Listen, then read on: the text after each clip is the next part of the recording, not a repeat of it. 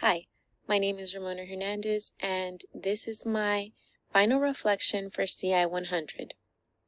So, going back and taking a look at my prior expectations to this course, I had initially expected this course to teach me how to navigate Google Classroom.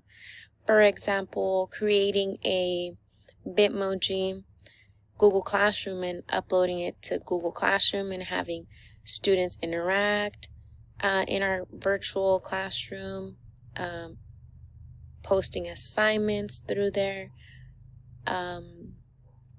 and just learning how to comment and make posts and make videos.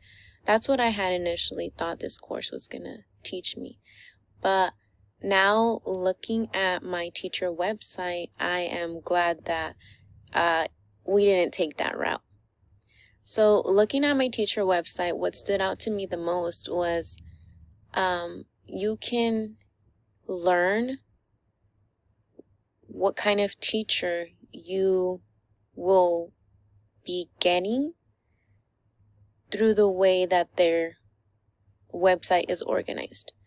For example, a teacher that is color coordinated, that has more detail embedded in their descriptions, that interacts and has a little more energy in their videos posted in their teacher website, would be seen as a teacher that goes above and beyond for their students. Whereas a teacher that is minimal with images, minimal with wording, minimal with description, can be seen as a teacher that is minimal for their students. Not that either is bad, but my takeaway was that viewers can see what kind of teacher they will have during their time with them. So the topics that made the most impact in regards to my role and duty as a teacher would definitely be universal design for learning, backwards design, multiple intelligence, and then how to create a meaningful lesson plan. So prior to this class, I had no knowledge of UDL, backwards design. I did not know that we had 8 multiple intelligence, and I never took a content standard and turned it into a learning objective.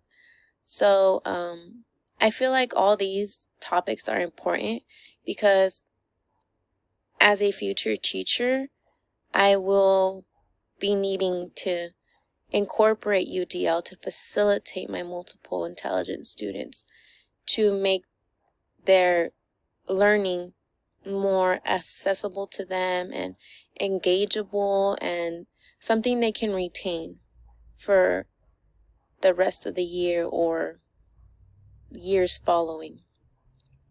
What I liked about backwards design was that it taught me how to look at my end goal and work from there. It taught me that time is minimal, it's limited, so focus on what you want your students to learn. There's always time to go back and review, but for a lesson to be meaningful, we should just focus on stuff we really want our students to learn. And reflecting over the topic of educational technology, some educational technology I used as a student in this course was Google Classroom, Google website, Google Forms, PowerPoint, YouTube, Flipgrid, and Scream-O-Matic. All these impacted me in a positive way by giving me the ability to explore the different technology I have accessible to me. I actually liked Scream-O-Matic because it allowed me to record what was on my screen while I can show my face. I can express my interactions. It also has a option where you can only do your voice and what's on your screen. So I thought that was very interesting.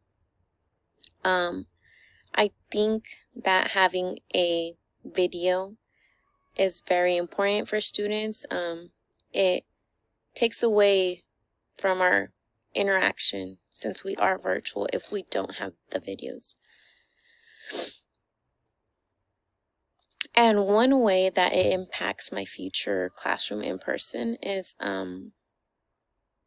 it affects it positively, because now I know the importance it is to have an instructional video and create a website. And through the instructional video, I recalled how important it is to acknowledge the students that weren't able to be in class. So it's not like they come to class the next day and, oh, hey, sorry, we went over this, but now we're here, and now they're lost, and now they just don't have motivation to keep learning. So the instructional video, I feel like, will be very helpful in my future classroom to my students.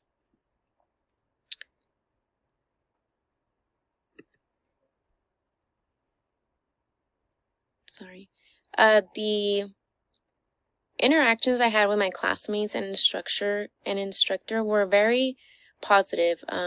I don't feel like I got negative comments to the point where I didn't want to comment anymore, or they were questionable that I didn't understand. I actually always reached out to my professor if I had a question. She was always there. Always responded in a quickly manner.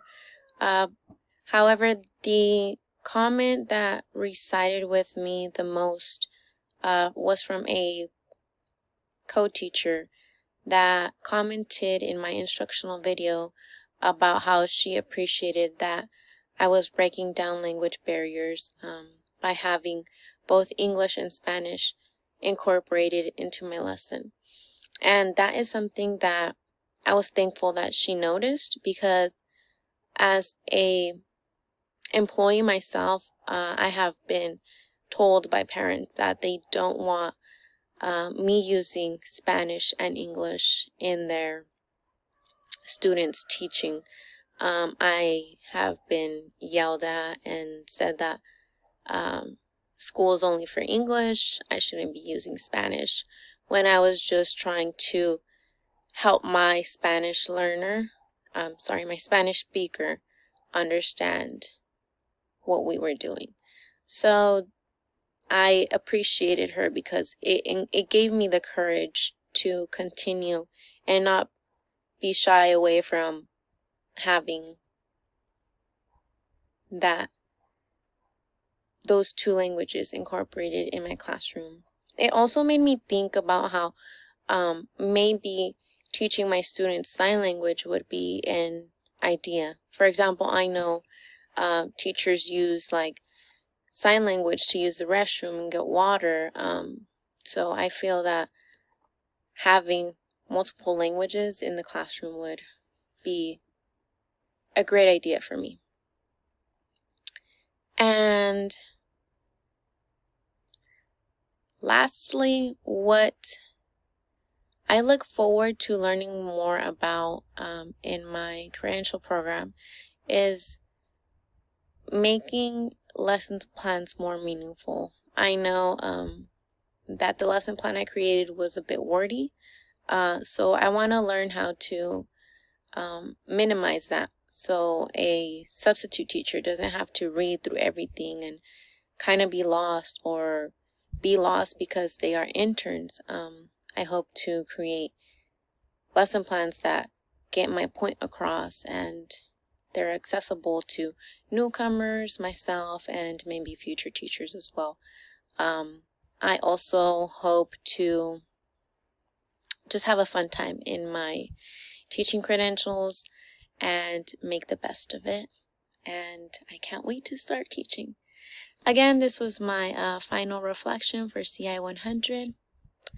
Thank you for an amazing time. I would also like to add that I actually enjoyed doing all that we did. Thank you.